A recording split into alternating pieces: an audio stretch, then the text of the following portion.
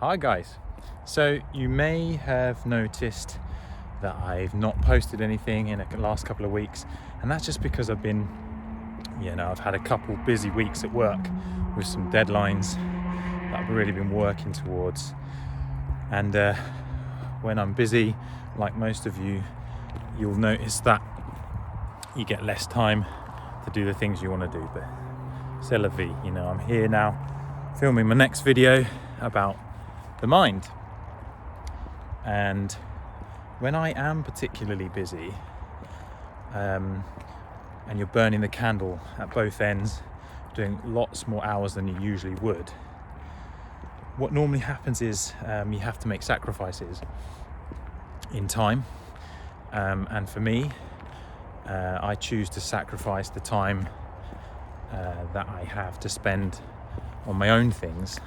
And that's merely because I then have more time to spend with my wife and my son. And when you're sacrificing time to yourself, to spend time with your family, friends, it's a great thing. But obviously, by doing less and less things that you enjoy, I personally and inevitably become more stressed, because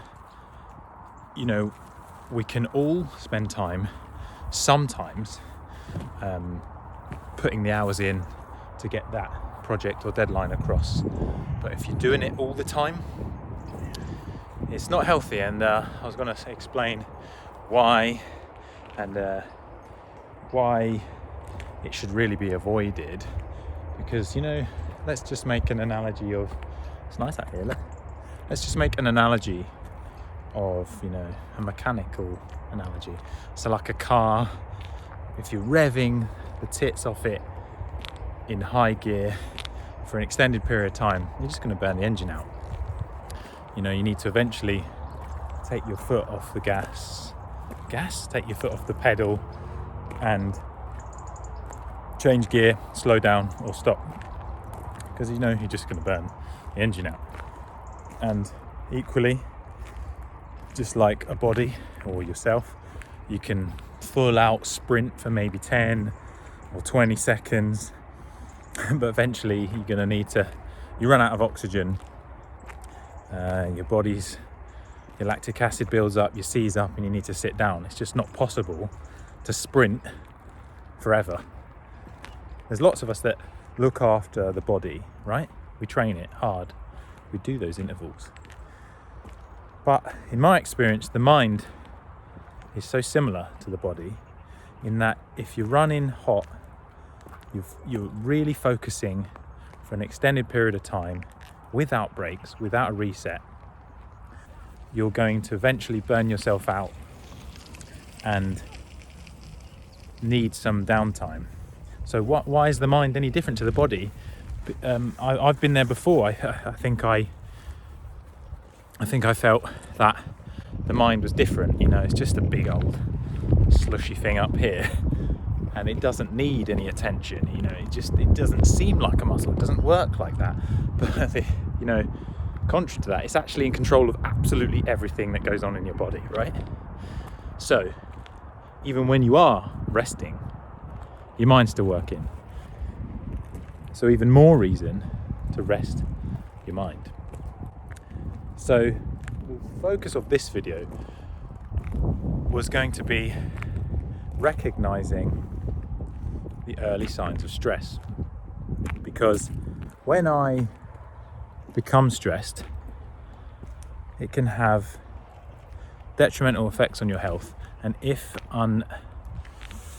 unattended, or if not addressed, then these effects of stress can become quickly anxiety, and then maybe, if left again, if still running high without any rests, become depression. And unfortunately, in my own experience, if left, it can become even worse. Okay then, so what are the 3 early signs of stress? Well, I've identified 3 things in me that I tend to do when I'm stressed. And I think, speaking with a couple other people, these are probably, could be universal. So number one, I get really short-tempered. And by that I mean little things at work or in my life really start to piss me off that wouldn't usually. So just tiny little things, like I do something minor at work on my computer, or something doesn't work as quick as it should, I then flip out and I generally start becoming quite foul-mouthed. I will usually, good morning, I will usually start to swear a lot, which is really bad, and my wife knows this because she might ask me a question and I'm just deep in thought, deep at work, and I'm like, bleep, bleep, bleep, and it's just the tiniest thing, and I'm effing and jeffing, and this is really bad because I've got Arthur around and I don't want him to learn anything, so I don't want to do this, but it's an early indicator that I'm stressed. And by being short-tempered and swearing and letting these tiny little niggles get to me, I actually become less productive, and I start to get in my own way. So not only am I just trying to hammer it to get things done, but I really, without a break, I'm just making things 10 times worse. I don't know why, but I want to go over there. It's a bit of a hilly mess, but I'm going to go that way. Let's hope there's not any horse shit or dog poo. So that was sign one. The second sign for me is sleeplessness. So I've never had any issues dropping off to sleep. Sean's quite jealous that as soon as my head hits the pillow, I'm generally pretty gone. I'm asleep. But I know when I'm stressed because I will wake up before my alarm. It's usually still dark. My eyes are closed. I'm somewhere between asleep and awake. I'm technically, I suppose, asleep, but my mind certainly isn't rested. It's fluttering around, and generally I'm seeing formulas in spreadsheets or some sort of calculation that I'm doing at work, or some design engineering problem that I'm trying to solve, and it's just like on and on in my head whilst I'm trying to get back to sleep. And it's actually very, very disturbing. It can be quite torturous because all I want to do is rest, but my mind isn't rest. It's like, nah, you got to get up and do those things. It's really because I didn't give my brain time to reset the day before. My thoughts are literally brimming from my head into my subconsciousness. And it's not really dreams, it's more of a nightmare, but it's definitely a sign when I know I'm stressed when this happens, because it's, as I said, has the worsening effect that you're then not rested for the next day. You're trying to get sleep, you need to reset, but you can't physically get a nice deep sleep for the amount of time or hours you want.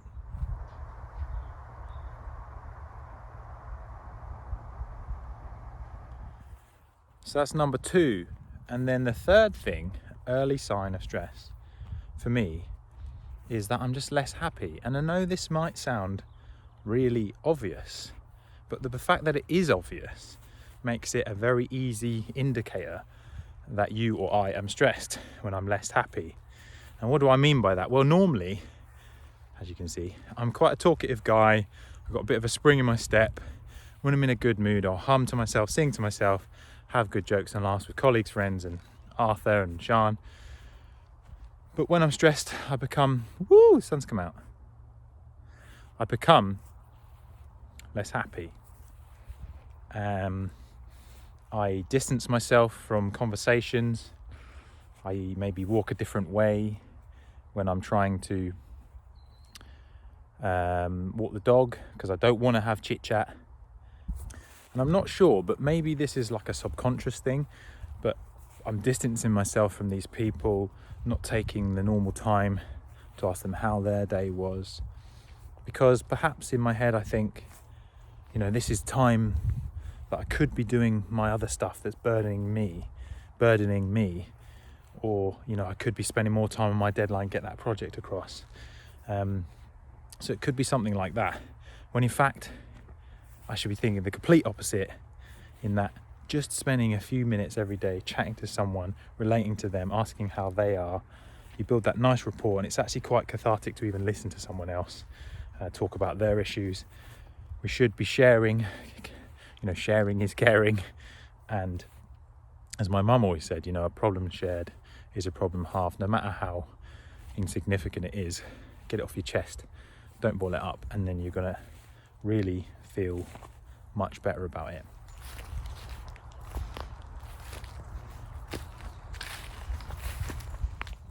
So that's the 3 early signs of stress: short temper, sleeplessness or restlessness, and generally being unhappy.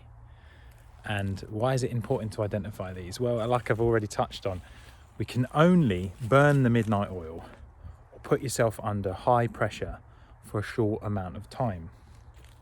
We're all human.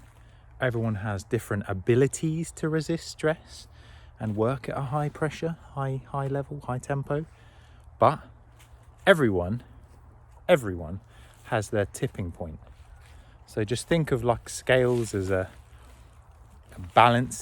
fine balancing act, and on one side you have things that really bring you up, make you happy, put you in a positive mood, and on the other side of these scales you have things that bring you down, make you stressful, and are not good for your mental well-being. And the closer and closer you get to that tipping point of depression, anger, stress, the smaller the thing is that needs to land on this side to send you over the edge. So you need to always be happy and healthy, so you're more resilient to the big things that happen in your life. And speaking from experience, if you're not keeping it in check, you're always on that tipping point, and it's a very uncomfortable, anxious place to be, because you're always swaying. You're never here, you're never happy, and you don't want that, because it can have powerful effects on your thoughts, your actions, your behavior, and even your physical self. So when I was at my most stressed, I would get heart palpitations. I lost so much weight. The stress hormone cortisol is a catabolic hormone. So unlike an anabolic hormone, which will promote growth and repair in the body, a catabolic hormone like stress consumes you physically, let's say, and does not promote growth. And I just left it unattended, and what happened was I started getting acid reflux. I couldn't sleep even more so because of that. I just was not in a good way. So identify those 3 signs of stress early and make the changes early before things get hard to manage.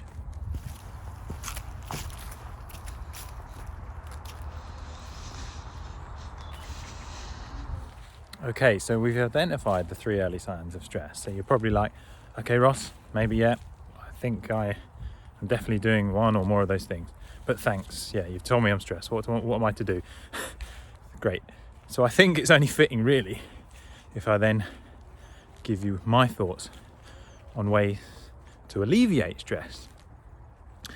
And again, these are just my techniques, but I think they probably will be very valuable to you if you do feel stressed in some way. So the first one is meditation. And I know that this is a hot topic at the minute, and it's been maybe done to death a little bit recently. But certainly for me, a few years ago, I hadn't even considered it.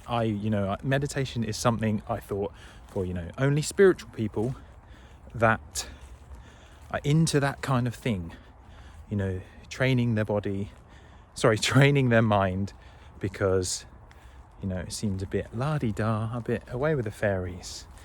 You know, I'm a bloke. I don't need to meditate. That's weird, and then that's weak. It's a waste of time there. And I would think, no, I don't want to have to do another thing in my busy day.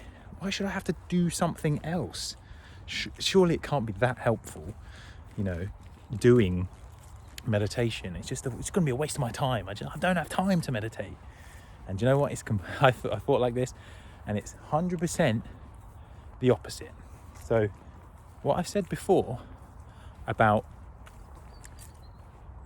you know, lack of sleep and waking up before I'm awake and my thoughts are just everywhere in a haze, in a bubble in my head, it's because I've gone to bed unrested. My head is full of thoughts and input. And what meditation does is allows you to spend short periods of time brain dumping, purging, whatever you want to call it, clearing your head, so then it's nice and empty, in order, clutter-free. Just like your desk at work, unless you're one of these crazy people that can work with a very cluttered desk and super organised. I did know someone like that. And he always knew exactly where something was. If you're like most people, you need to have things in order in your filing system, on your computer, or at home, on your shelves. Things that just aren't randomly placed, you know, where the plates are, the cups are, your cans of stuff. Your head is just like that. And when you're just quickly dumping things in your head, it becomes a mess. And it's very hard to retrieve things, it's very hard to read things, it's very hard to process things. That's what meditation does. It links breath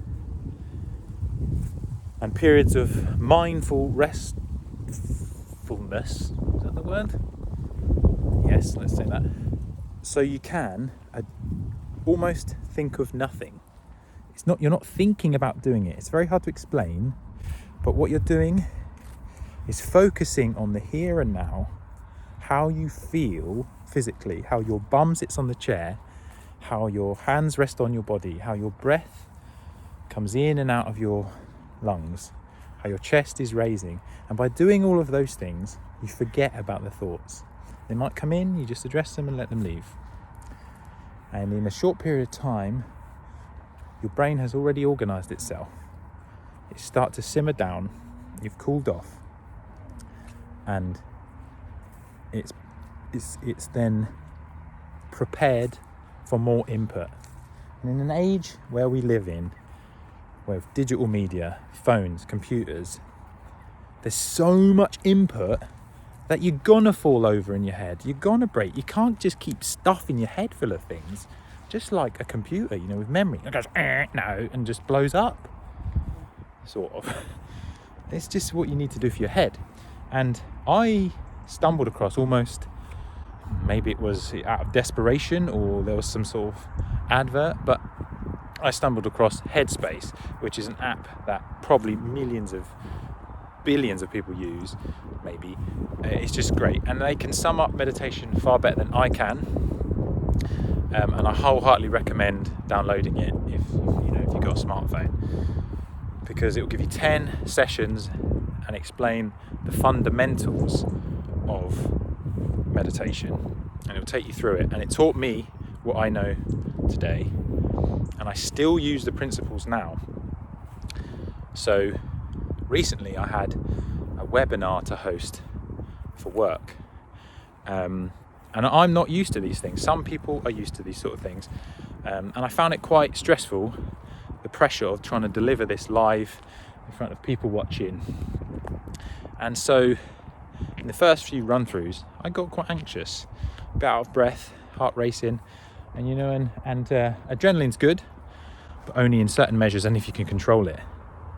So before our final live webinar that went out to the world, I just sort of closed my laptop and took 3 minutes of mindful rest, taking my heart rate down, taking my breathing more conscious, and I just felt great. At the start of the webinar, my pulse was down, and I felt way more comfortable than in previous rehearsals, and I can wholeheartedly recommend meditation to anyone that has these anxiety or panic attacks. Okay guys, so that was technique 1, meditation, headspace, or whatever way you want to do it. The second technique to alleviate stress early is to talk to someone. Just have a chat to someone. You don't have to tell him your stress, just have a chat, an interaction with someone. And as I said, my mum was always like, sharing is caring, and it really is just good to talk to someone. So just every morning with my team at work, we have a 9 o'clock meeting to address what work's happening. But we also have a little bit of to and fro about how your day was yesterday or your evening. And it's seriously important, especially in an age where we're all working from home, or much of us are, to have a bit of interaction that we're missing. Have a chat to someone about something will really help alleviate your stress. And in some ways it is a bit like meditation, because you're offloading something that is spinning around in here, or a problem you might have that you find difficult to address yourself. Get someone else's opinion on it, and also ask them how their day was, because in my experience it's actually quite a cathartic process to even just listen to someone else's problems. Knowing that someone else has a few problems, even if they're not exactly your own, makes you realise, yeah, okay, you know, life has its speed bumps, its hurdles. So yeah, you know, yeah, my shit's not too bad. Or yeah, I deal with that as well. Isn't that really effing annoying? It's what we do. It's what sets us apart from, you know, certain animals. We need to be social. Being social is an important part of being human, and for me, personally, is a very good way to deal with your issues and stress. So yeah, talk to someone, talk to a friend, talk to a colleague, or someone that you're just generally comfortable with. You could be yourself around them. They won't judge you, and if they do judge you, they're probably going to give you some advice based on how they know you would react in that situation. For me, it's either my mum, Sian, or some of my best friends. And it's quite funny sometimes, because, you know, you'll share something with one of your mates. They don't always tell you what you want to hear, but it's the right advice. It's kind of, yeah, it's that little like sort of slap in the face. What are you talking about, mate? Don't do that. And also, it's worth mentioning, if possible, have a real face-to-face chat, which is getting more and more difficult because of the COVID-19 restrictions. But have a physical chat, even at social distance. That's far more human than, you know, this digital interface that we're all using, and you only really see someone's from here up. Anyway, is your microphone on? Is your microphone on? Can you hear me? Can you hear me? It's a bit weird, isn't it? So, but yeah, if that's your only thing that you can do that. We do that a lot of work. Check out that biblical skyline.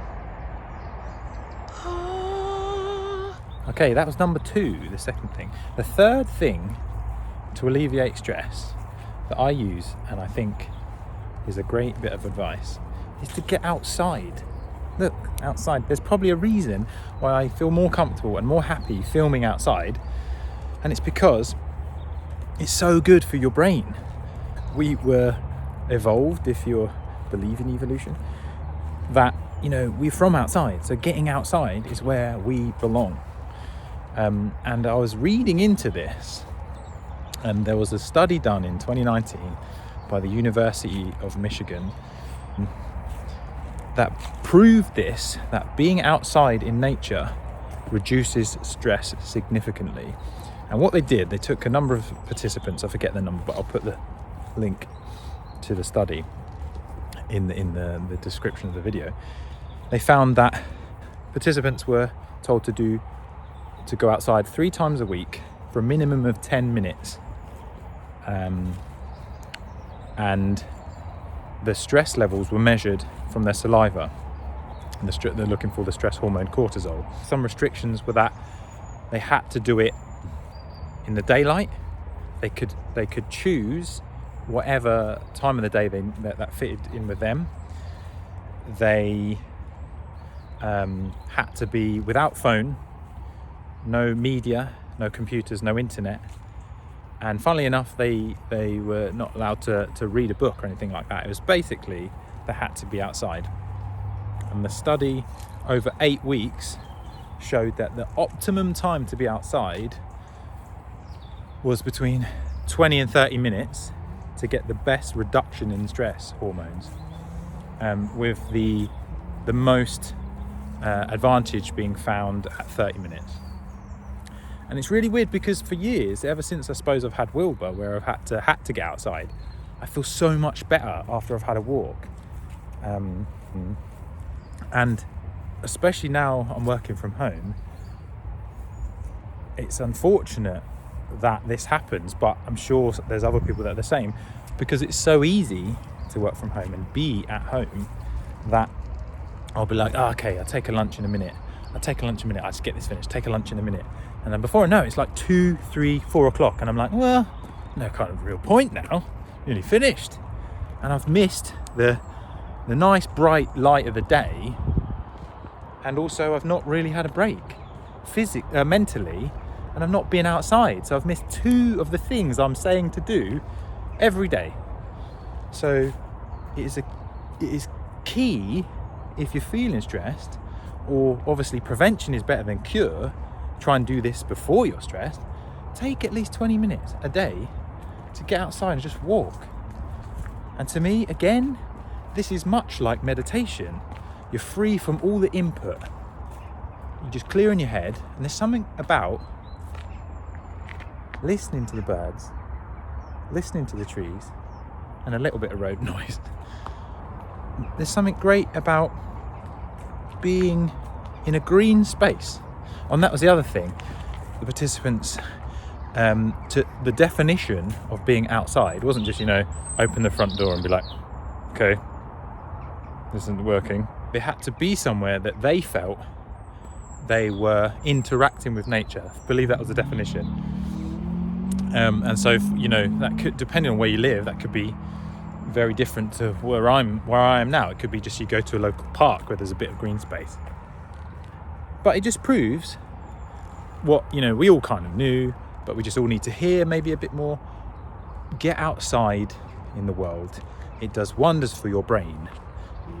You're getting all the benefits of, fresh oxygen and just seeing things that you wouldn't normally see. And what's funny is, because we live in a world, unfortunately, where there's so much prescription drugs provided for stress and anxiety and all these things. The doctor that did the study said it's called, they said, taking a nature pill. So yeah, don't forget to take your nature pills every day. By the way, it's not a pill, it means getting outside, right? Yeah, take your nature pills to alleviate your stress. Guys, get outside. I mean, look, I just found this like Harry Potter looking tree just near where I live. Look, let me check this out.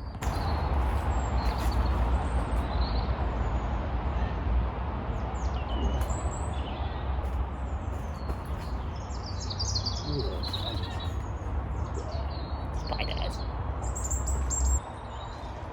It's just like something weird and creepy about it. Look at it. I could actually get in there. I don't know if I want to go near it. There might be like a badger in there or something. Oh, fucking hell, that's well scary actually. It's like massive. I mean, it's like definitely fascinating though. You don't see that at your desk, do you? Look at it. It's massive. So that's it, guys. So let me sum up. So the 3 early signs of stress are short temper, sleeplessness, and not being very happy. And how do you overcome that? Well, let's use the 3 techniques to alleviate stress, which were meditation, talking to someone, and being outside. And you know what? You could probably do all of that, or most of that, in one go. You could be outside whilst meditating and then meet someone and have a chat. You know, that's quite easy. You do that on your lunch break. But yes, so important to recognise the signs, because if you leave them unaddressed, you can just get way deep in your head, and you don't function normally. You become less productive, become unhealthy. It's not good for anyone. But that's all I wanted to say today, guys. So thanks for watching if you're this far in. Remember, it's just my advice. You don't have to take it. But like the video if you did find it useful. If you didn't, I don't care. But come back next time, because you might find something more useful for you. All the best, guys. Have a good day. Get outside, especially while it's sunny, because we're going to be into the dark depths of winter soon. Enjoy. Have a good day.